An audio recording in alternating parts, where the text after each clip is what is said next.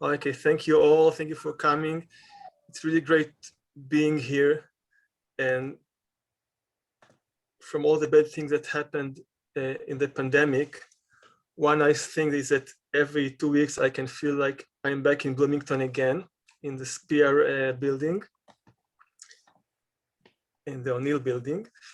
And so today I'll present a work of Joanna and mine, which is titled Motivations for Self-Employed Artistic Work, Evidence from the Contingent Worker Surveys. And speaking of the pandemic, maybe it's inevitable to mention the pandemic. I think that we can all agree that the pandemic really highlighted and put in the center of stage all the problematics and the problems and the difficulties and the challenges that emerged from this conundrum of being artist and self-employed worker, freelance worker. As you can see from these snippets that I collected just from the last 2 weeks, you see everything is just from the last 2 weeks, even from the last days. I have here like two newspaper snippets and two from the websites of the Berlin municipality and the mayor of London, talking about the aid which is being given or not given so much to self-employed artists. And this problem of self-employed artists is not new, and it exists because we have such a high proportion of people working in the artistic professions in the creative industries. We have such a high proportion of self-employed workers, high proportion both by the sheer size of the sector which are self-employed, and even more if we look in comparison to other professionals, which are the proportion of self-employed workers in other professions in other sectors. Like we see in this table, this problem is not new. It started way back ago, and it's doesn't seem to change much. The trend doesn't seem, the gap is doesn't seem to close. And even if you look at more recent data, we see still this gap, and it's really a high proportion of self-employed workers within the artistic professions. Both graphs are from the US, of course. So the two research questions that I will present today from Joanna's work together with me are not new. We're not the first one to ask them, of course, but we have here a new type of data that we use to answer these questions. That's why I think this is interesting to ask, and a good idea to ask these questions again, a good opportunity to do that again. These questions are: what are the motivations for self-employment of artists, and what are the differences in self-employment motivations between artists and other non-artist professions? So when we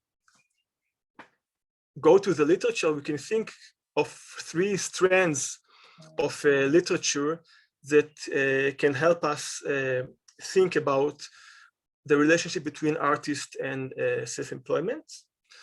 First of all, why do people in general turn to self-employment? The second one is, why do people become artists? We'll see that the answers are surprisingly, have some surprising parallels.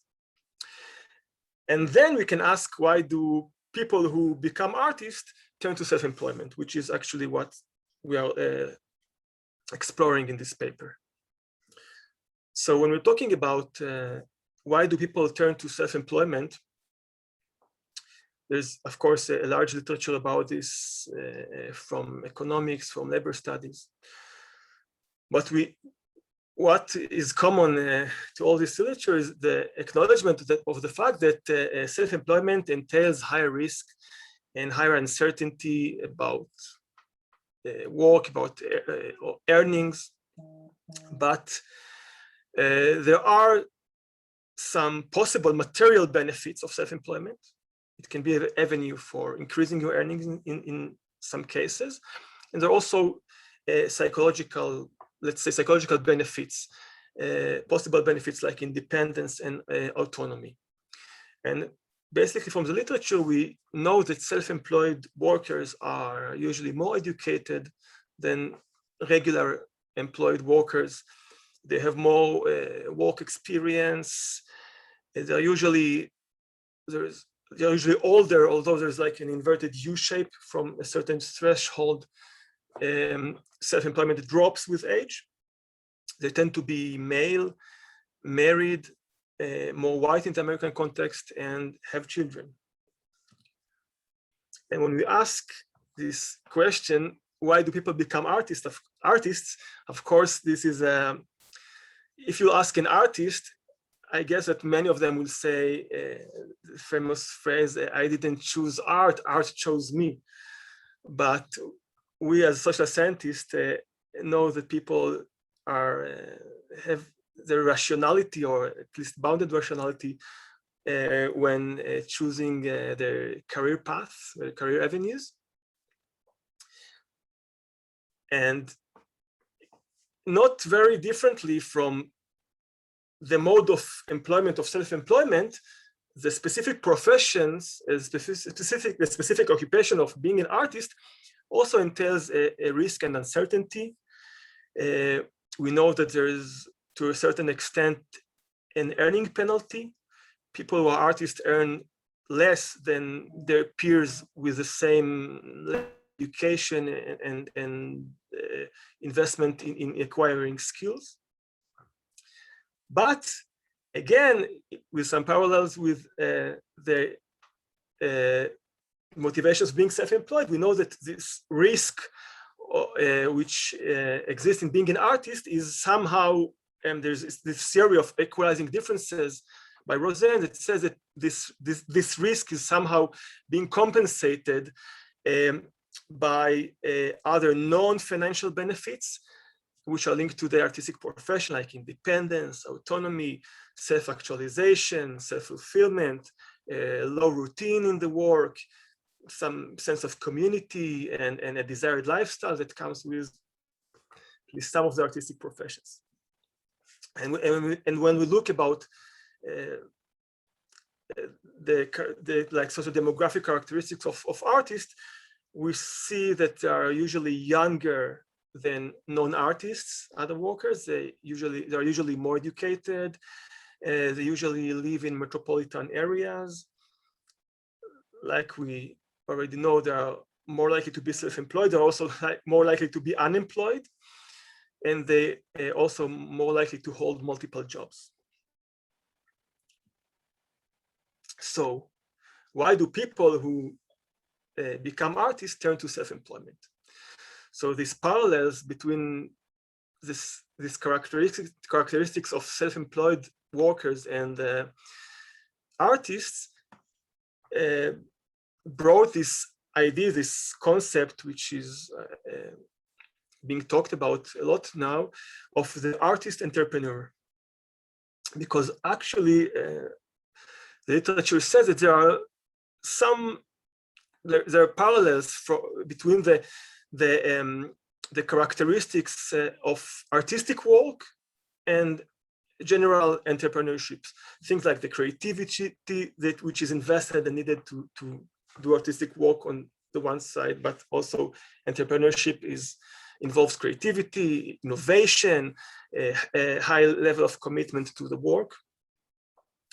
And also we know, and this I think is now more clear than ever, and everyone who's teaching in a arts management department, of course, knows that so much that today's success, but also in the past, success in the art world is not linked only to talent, skill, and effort, but also to management and self-management when the artist is a single unit of production, and needs to manage him or herself.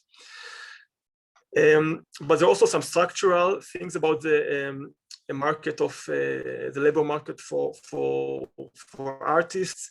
You know that artistic labor is a contingent labor. It is often based on many small projects, based on contractual work. An artist works with several short-time employers, and there is this reality, maybe sometimes contested reality, but usually agreed upon, that there is an oversupply of artistic labor, oversupply of artists, and we see the number of artists growing ever faster than the number of, let's say,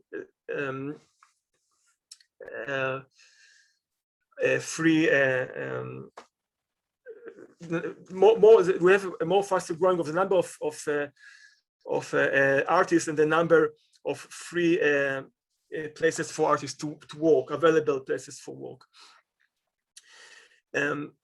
But there's also some need for self-employment. Let's say there's some benefits, interesting benefits in self-employed work for artists, which are mainly the autonomy and flexibility that come with self-employment. And this is specifically attractive and important for artists because their success, the value of their production is dependent on creativity, on the originality of the products, and they need to respond sometimes quite fast to shift in tastes, which can change quite fast. Therefore, autonomy and flexibility are really helpful for artists in their work. And we have to remember that autonomy and art are linked also not only in this practical way, but also in more deep, let's say, ideological way, since being autonomous is part of the ethos of the artist, of the status of the artist. Is autonomous art is like this concept of art for art's sake. The symbolic capital of an artist can increases with his, let's say, if he can present himself as an autonomous artist that really cares only about his artistic endeavors, artistic values, and not doesn't have to respond or to answer to any other authority than the authority of the art. Of course, this concept of artistic freedom is also very important in link to autonomy in the art, which is linked to self-employment. So, and from the empiric literature, we know that self-employed artists, or let's say characteristics that make artists being turned to self-employment, actually even transition. This research by Doug and Joanna looked at artists that transition from regular employment to self-employment. So like other professions, turning into self-employment is linked to being male, being married, to higher education, white, having a part-time job or multiple jobs, but also artists have some unique characteristics relating to their propensity of becoming self-employed, which is, for example, living in a metropolitan area is unique to artists, and also other characteristic which has influence on turning to self-employment in other professions, like age, having children, and the number of hours worked, and belonging to a union, matter less to artists. So back to our original research questions. What are the motivations for self-employment of artists, and what are the differences in self-employment motivations between artists and other professions? So the data that we are using to look at this question is the data from the contingent worker supplement, which is a part of the regular current population survey in the US, but the Central Bureau of Statistics, I'm not sure if it's the Central Bureau, but like you see, this supplement has been administered and fielded in very uneven intervals. These are the only occurrences of this continued worker supplement in the last 20-something years. But for our interest, what's special about it is that it contains really direct report of self-employment motivations. People were self-employed were asked, what is your main reason of going self-employed? And we use this data to look at the differences between artists and non-artists. To distinguish between the artists and non-artists, we use the NEA definition of artist, and you can see the SOC codes on the right-hand side. And this is basically our sample from these 6, let's say, waves of the survey. And we look only at self-employed workers. You see, first of all, just the same as expected, we have about 1/3 of the artists self-employed compared to only 1/10 of the non-artists self-employed. And we look only at those self-employed persons and looking at their answers to the question, what is your main reason to turn to self-employment? So the original questionnaire contains around, I think, 17 different possible answers given by the respondents to the question, what is the reason for self-employment? But we narrowed down these 17 different answers to 7 more general and wide categories, which are independence, flexible time, economic reasons for turning to self-employment, personal and family reasons, having no other choice than to turning to self-employment, training, and other.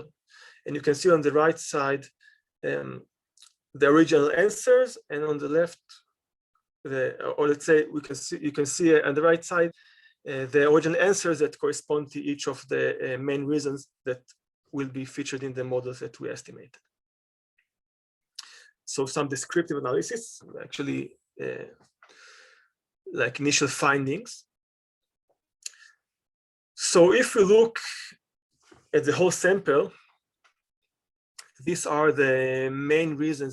These are the frequencies and the main reasons for turning to self-employment. Independence is the first, then economic reasons, flexible time, personal reasons, and having no choice.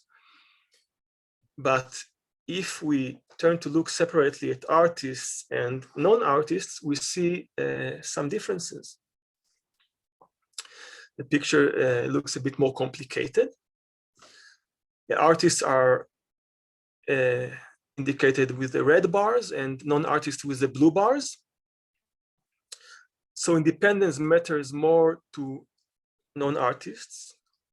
Also, economic reasons is more frequent among non-artists as a reason to turning to self-employment, whereas artists report more their preference for flexible time as a reason for self-employment. They report it more than non-artists.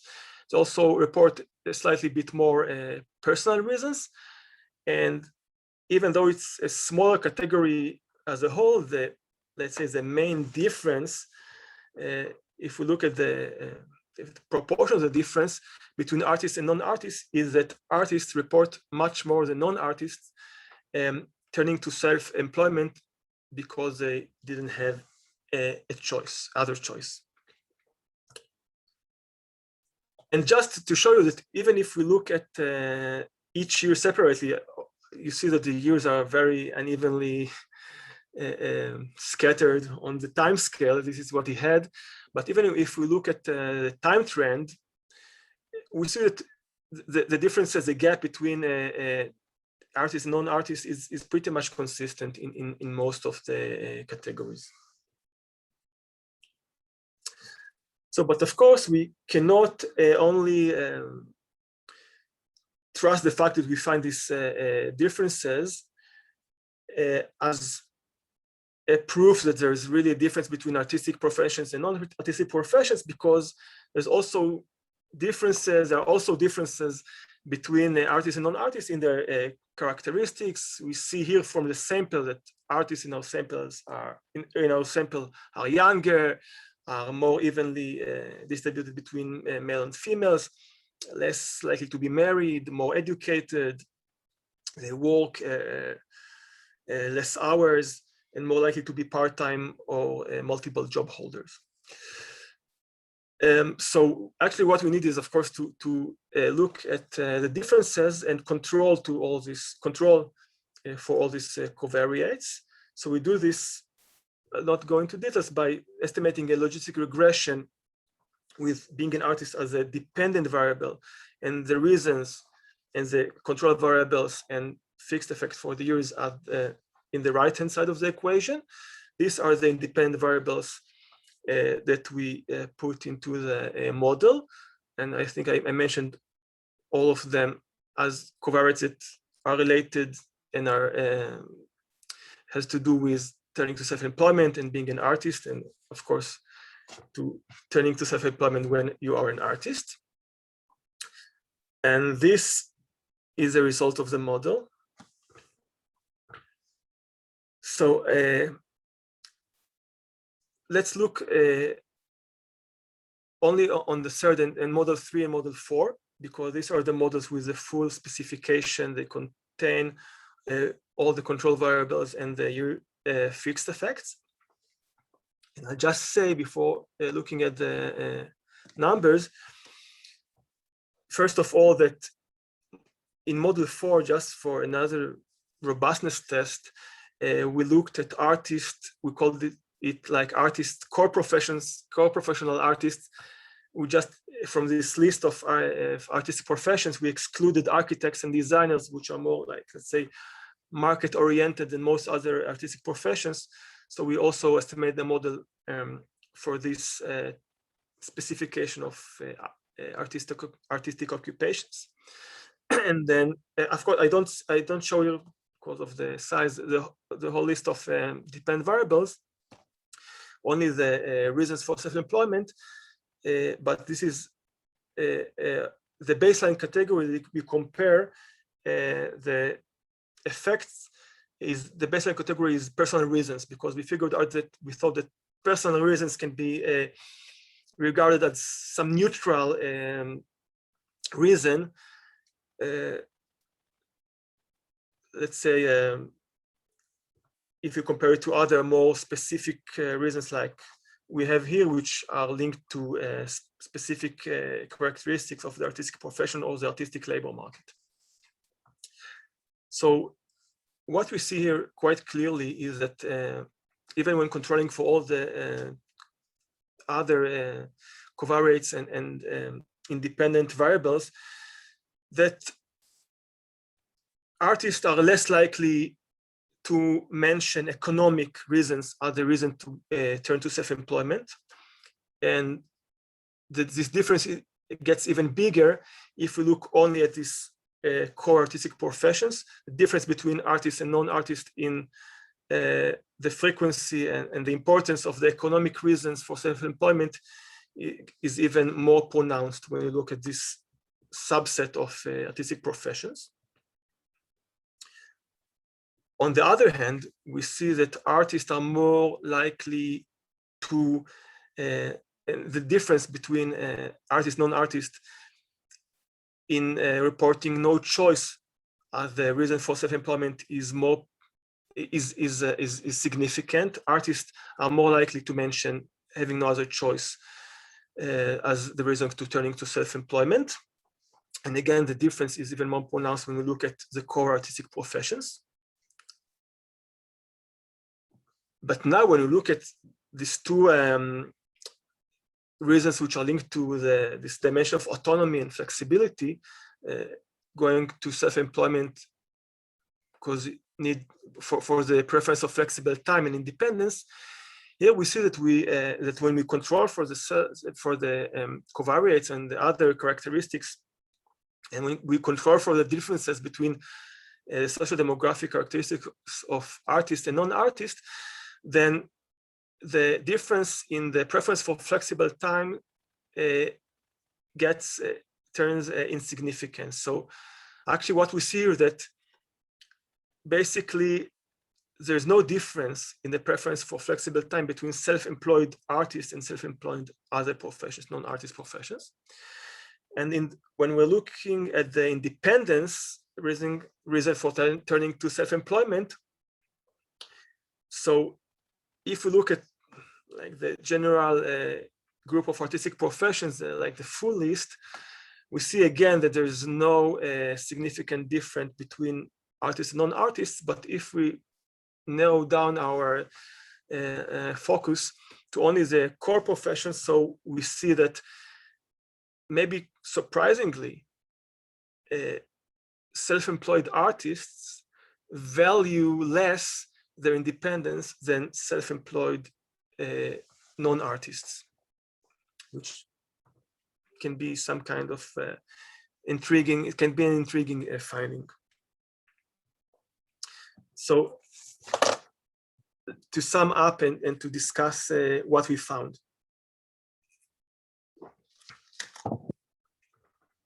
So we see that different motivations play a role in the decision of artists and non-artists to become self-employed workers. We can make here a basic distinction between pull factors that stem from internal motivations and the willingness to take the risk of becoming self-employed for the chances of maybe reaping its benefits, either material or intangible. And on the other hand, we can identify push factors that emerge from the external labor force conditions and consequences that force workers to become self-employed for lack of alternatives in pursuing their career paths. So we can talk about the economic benefits, the autonomy, and the structural constraints.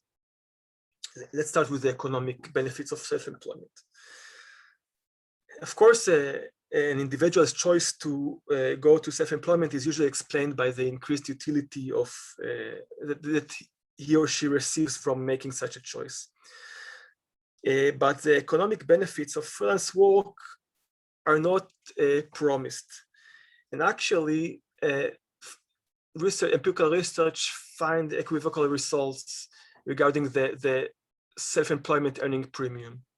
It's not clear whether really self-employed workers earn more than regular self-employed. We see these trends sometimes flipping sides if you look at the history.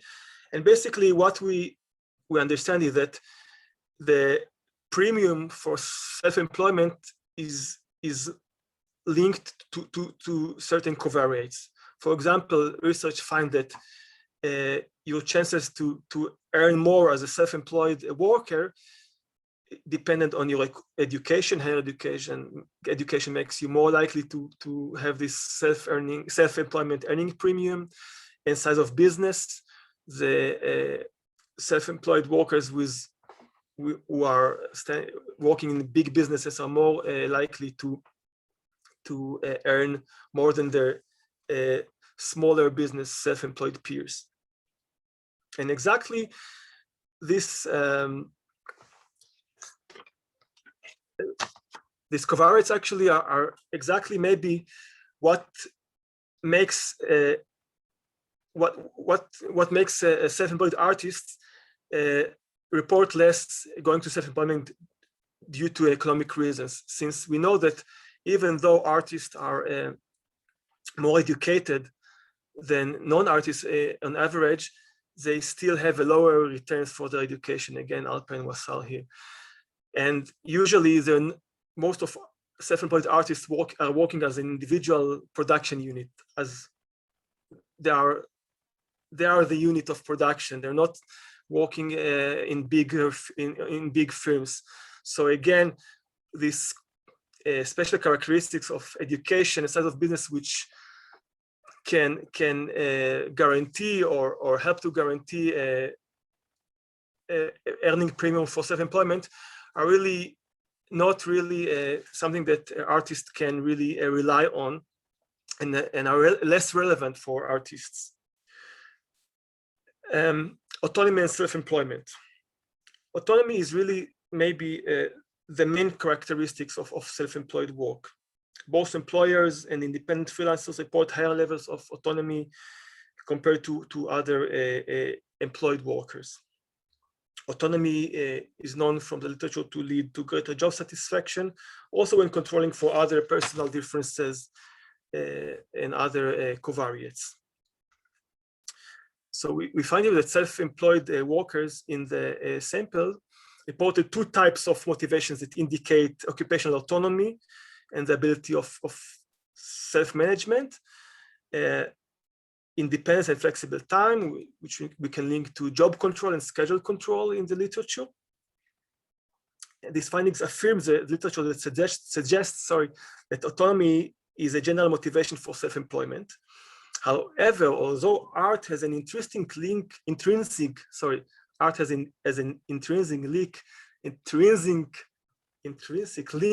autonomy, the data do not show an increased preference for autonomy by artists.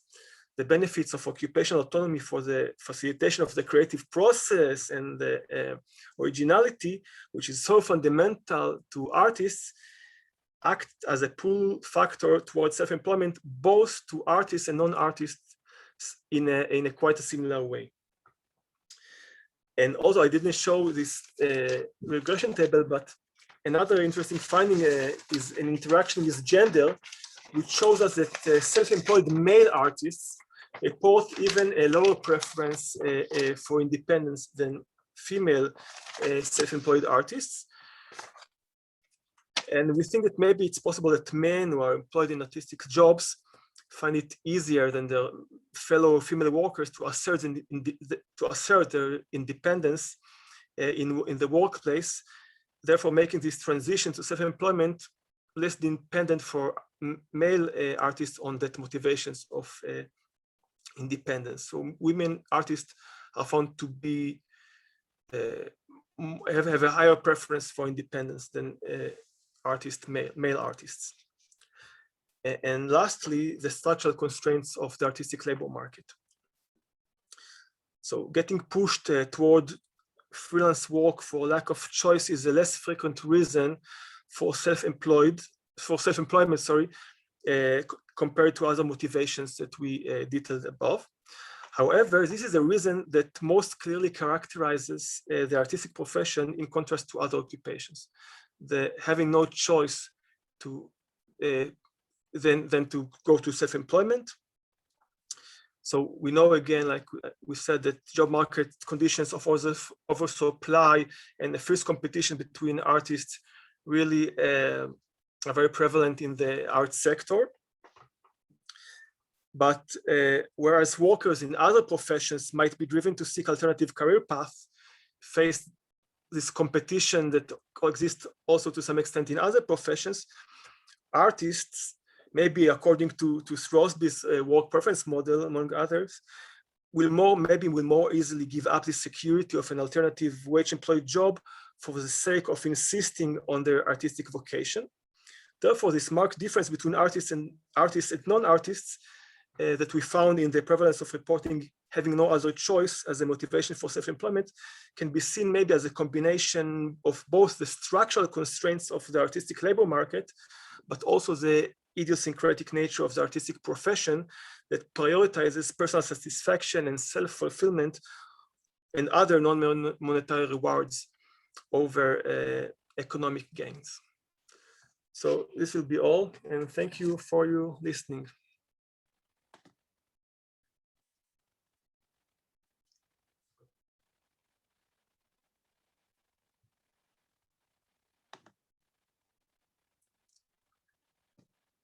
I'll be happy to hear your thoughts or comments.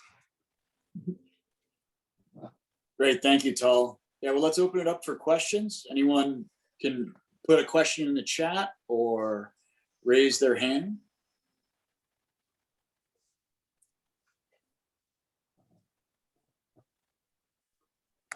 I see a hand up there. Neil. Yeah, nicely done, Tal. But I got a couple of questions, I guess.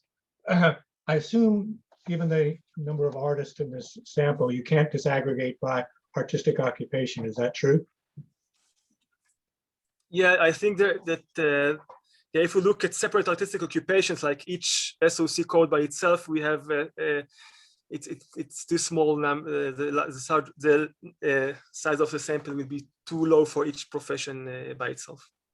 Could you at least do a little bit of disaggregation, maybe doing performers Yeah. and non-performers or something of that sort? Because I think there probably are some distinctions there that probably should be addressed. You probably have already thought about that, but I would encourage you to do that. I assume this is an ongoing project, Tal. I don't know where it fits into your research agenda, but that was my guess. A second question I have is, what did you find? You indicated that you had controls for age and age squared. What did you find for that? Yeah. So I prepared this to open it up, of course. I show it just a second. You don't have to show it, just describe okay.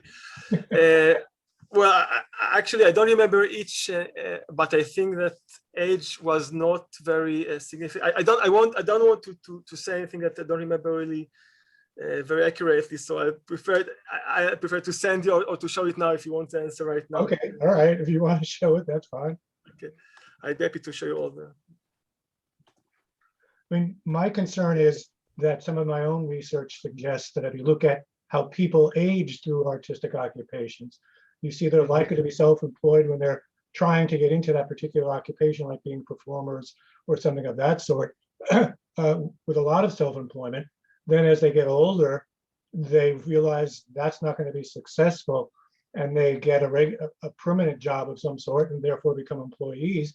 And then they would reach retirement age and then have the flexibility again to be self-employed, to be their own painters and show them at festivals and that kind of stuff.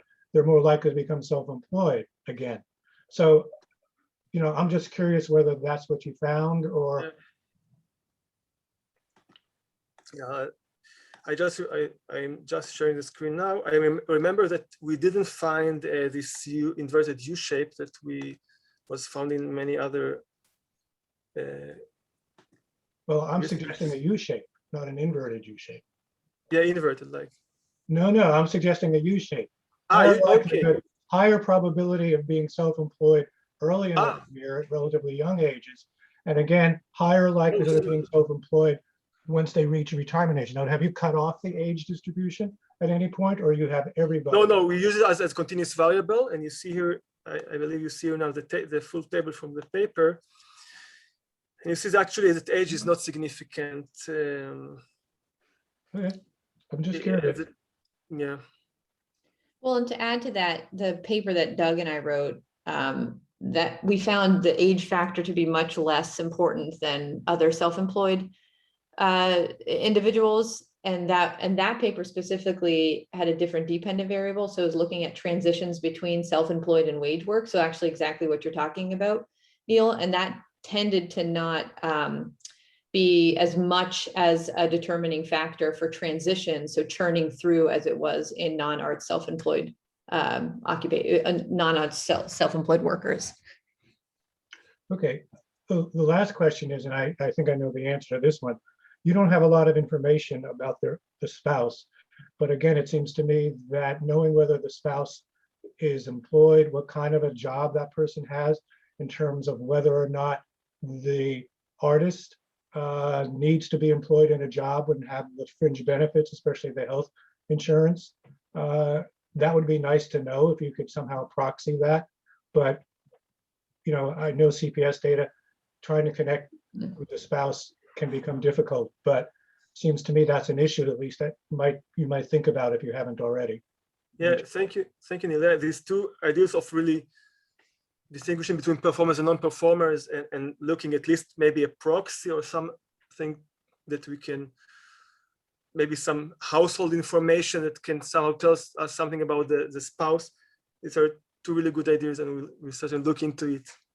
And that's something too that I think Doug and I's paper addressed a little bit, because we looked at marital status and one of the kind of interesting findings there was that the married female was much more likely to churn in and out and make those transitions between self-employed and wage work, as opposed to just the single female. So that suggests exactly the point that you're making, Neil. Yeah. Thank you, Tal. Thank you.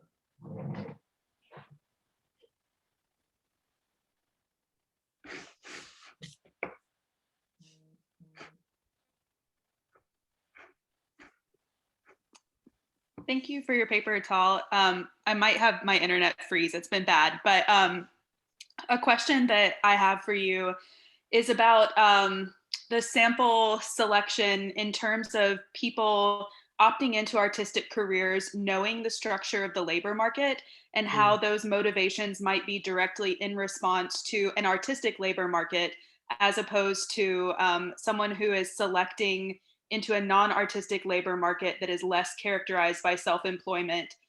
So kind of which of those effects do you expect to have been people selecting into this differently motivated space compared to their responses once they're in that space, if that makes sense?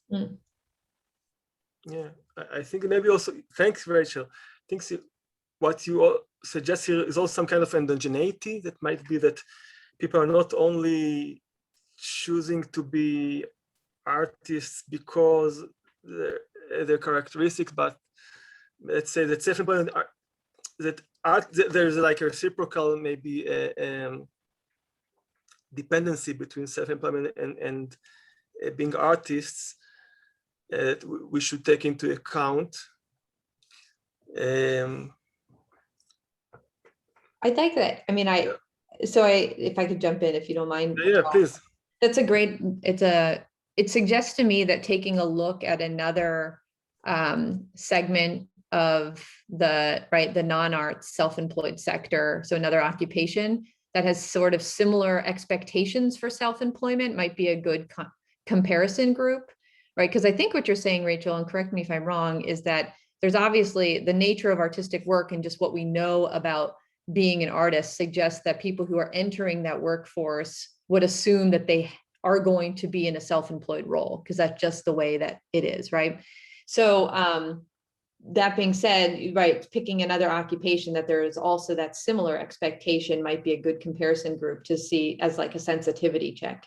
Yeah, I think so. Thinking about kind of the disposition of someone who would opt into a more precarious, potentially more freelance or free agentic type of work. So maybe, even tech workers thinking about the opting in and out of self-employment, or, I'm not sure what other dimension you might choose, but I think that's a good approach to that. Yeah, that's a really good point. Mark Taylor. Great, thanks very much. I don't really expect you to have an answer to this one.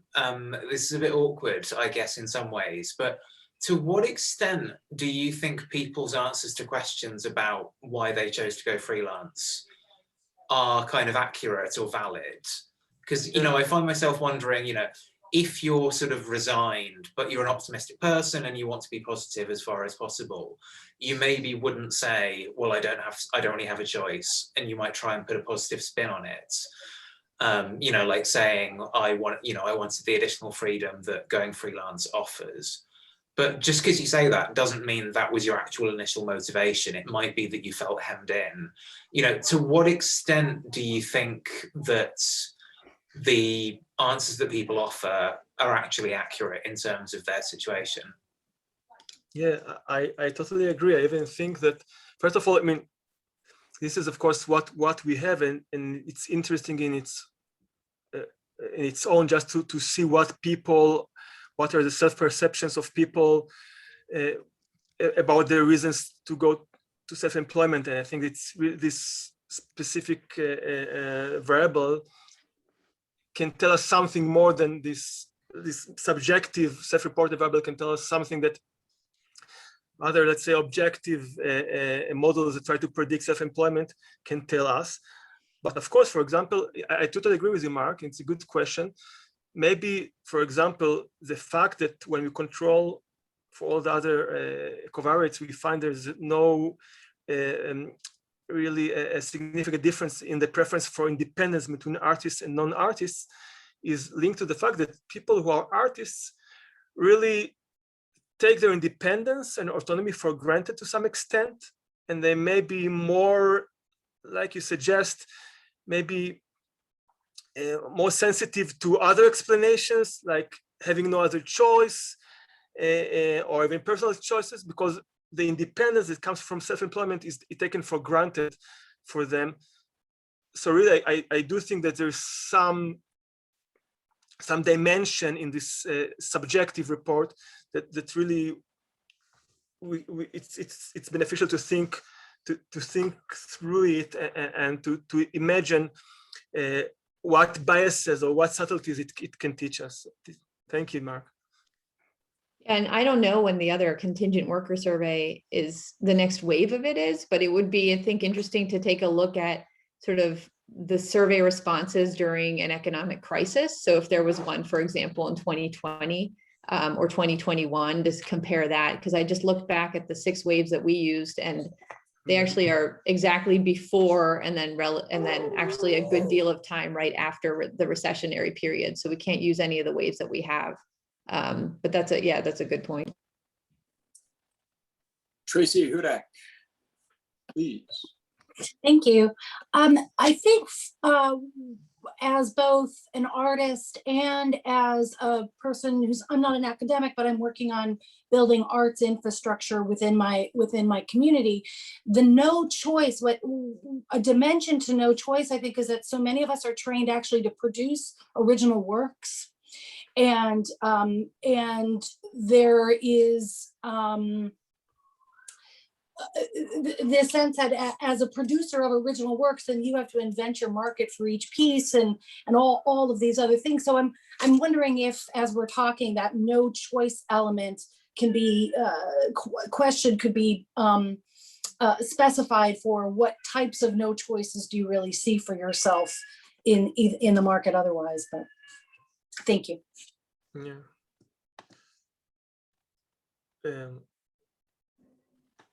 I can show, maybe, thank you, this is a good comment, of course. We can maybe go back just as a partial answer to this, or way to think about it. Can show again the slide, no? To see which categories we sorted into this big category of having no choice. Okay, we have it now, I think. Yeah. See that different, let's say, iterations of no choice are this is the only type of work I could find. I was laid off and hired back in the same job I had before, but as a temporary worker. Or I'm doing this in the hope of that this will be temporal phase before permanent employment, or just saying that this is the nature of my work, and to work, this is seasonal work for agriculture, the nature for work for artists, let's say. I think this specific type of no choice can be relevant to some other occupations as well. Does it say something to you, maybe, Tracy? I thank you for asking for the dialogue. I think what I don't see in that list is I make stuff and I have to find people to I have to find some element, the impulse to create what I create is I'm not sure if I have the right language there, but what I don't see in that list is this generative the generative impulse that I have to then find ways. So many artists adapt that practice in order to have to earn revenue through teaching and social practice work and community work and all that kind of stuff. So I'm sorry if I'm taking you afield, from what your focus is, but where the no choice element, to me, there's a place of, well, I am my own market kind of a thing. And I'm not sure if, and I think it calls back to also Mark's point, like, so often we associate independence with the positive thing, but as an artist, I was looking at that also thinking, well, I don't have any other choice, because what I'm creating is original. And so I wouldn't call that independence, even though it feels good to say I'm independent. It's more there isn't necessarily employers outside of a commercial realm that will hire me to do original work. So just a thought, or what your work is kind of inspiring and making me think about. Thank you. I think this is also like just thinking about the context of this, and this speaks to all of these points. So one of the things that we found in other work is that during recessionary periods, self-employment rates for artists actually goes up, where you don't see that for so many occupations, suggesting that artists during recessionary periods use self-employment as kind of a financial buffer, like a safe haven. And this is ways that they adapt to economic cycles. So that, like, given that as the background or the context, I think supports this sort of no choice finding a little bit more. But I agree with you, the category of independent versus no choice is a little bit, it's muddy, because because the independence could be related to independence of being able to create forms and create new meaningful forms, right? Or it could be the no choice could also encompass that idea where it's like, no choice, I have to do this in order to be an artist. So I agree with you that there's sort of a muddy distinction there. Let's go over to Michael. Yeah, thank you very much, Tal. This is really interesting. And Joanna, I don't know the literature well enough, but have there been models, estimated sort of hazard models on switching from one status to another? Because I think, and I know that the data might just not exist, but if it did, it might answer a lot of the questions that are being asked in this question time, it seems. So that's a great question. And we did that for the CPS. We turned it into a panel, but we were only able to do it for 2-year periods. And I haven't been able to find more longitudinal data. Sorry, guys. Yeah, and that's one of the big limitations in all of this is we don't have a lot of longitudinal data on people to see them entering and exiting. It's usually a series of snapshots of cross sections. Yeah. And even when you have this longitudinal dimension, the proportion of people switching is usually a bit of, has some statistical limitation because the sample is a bit small, isn't it, Doug? Yeah, it's small, but we have a lot of medical trial data that look at frequent incidents too, and we are still able to analyze it. It's just it is a big data limitation. The field is not full of a lot of really long life cycle, large data sets. But I don't know if you had more to add. Otherwise, I have another question for you, Tom. Please. Okay, so I'm going to draw out a little bit. This builds on a lot of the other comments that are made earlier in questions, but I get a bit frustrated at a lot of these discussions because there's a reductive nature to it, where we tend to reduce things to these binary statuses: employed, not employed, self-employed, not self-employed, work one job. I don't know. I don't work a job. I work in a million different places at once, it feels like.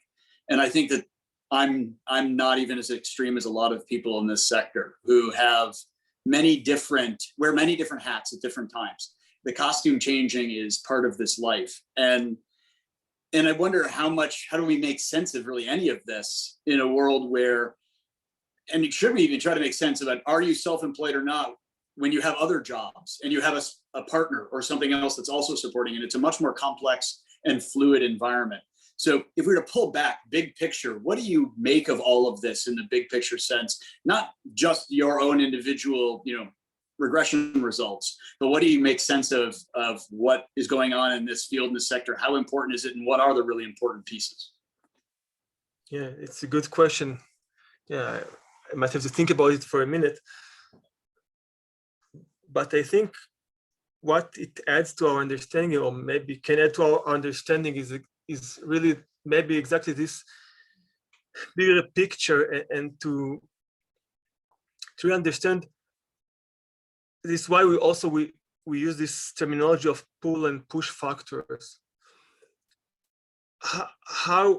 What is the interplay between exactly this like external constraints, which are spatial to the artistic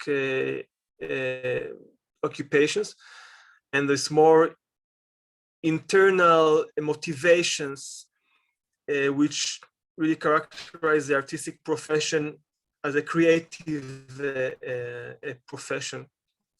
And all these questions about what would be the effect, or what would influence my head-changing identity as an artist / entrepreneur, and how much other, let's say, peripheral surrounding factors like what my spouse does, what is my household characteristics. These are exactly the thing that we can maybe think of as this external constraints, or this world of limited or more access to work and to self-employed work. And on the other hand, these intrinsic motivations, which will have different consequences in different external circumstances. And to understand, because really what's interesting, I think, is this peculiar and specific characteristics that somehow, like we showed, characterize somehow, and so other has pointed that artists and entrepreneurs, this mode of employment, of self-employment, or let's say non-dependent employment, because even within the self-employment, like you say, it's not really like a monolithic category. There's business owners, and now I'm working with Mark on the UK data, and they distinguish between freelancers and self-employment. It's not the same being a freelancer and just another type of self-employed. So it's totally right. We should be, when possible, more subtle with our distinctions.